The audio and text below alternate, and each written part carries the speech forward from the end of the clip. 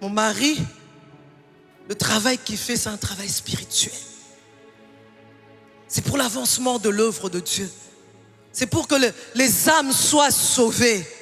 Si je me mets à parler, ça sera comme un contre-témoignage. Je risque d'être entre Dieu et son serviteur.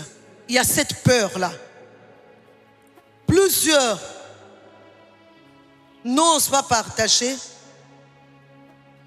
et cela les ronge. Ça les ronge tellement que le diable en profite. Le diable grossit ses souffrances. Il les grossit tellement que ça devient comme des montagnes devant ces femmes de serviteurs de Dieu. Et finalement, même les moments de joie ne comptent plus.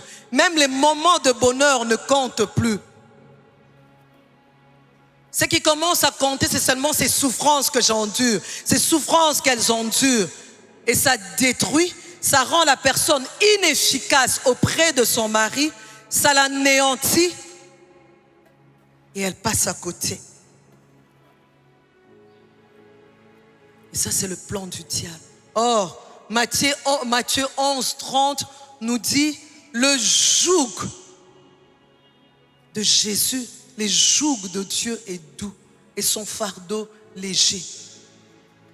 Plusieurs fois dans notre marche chrétienne, notre ennemi, le diable, a tendance à nous montrer, à grossir ce qui ne va pas.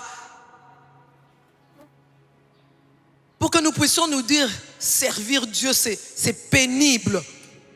Il n'y a pas de joie à servir Dieu. Mais Dieu lui-même dit que son joug est doux et son fardeau est léger.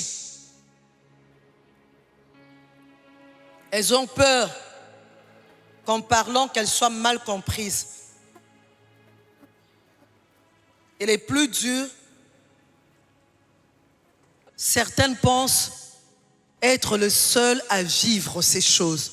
Comme elles ne partagent pas, elles se posent la question, quand elles rencontrent les autres femmes, quand elles voient les autres femmes épanouies, quand elles voient les autres femmes aussi en train de bouder ou en train de s'ennuyer, elles se demandent, tiens, est-ce qu'elle aussi, elle vit la même chose que moi?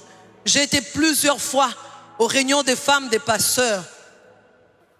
Certaines ont le courage de lever la main, de dire, moi, voilà ce que je n'approuve pas dans ma relation avec mon mari en tant que femme de serviteur de Dieu. D'autres se taisent. Quand on lui pose la question, tout ce qu'elle dit, elle dit, non, je vous écoute.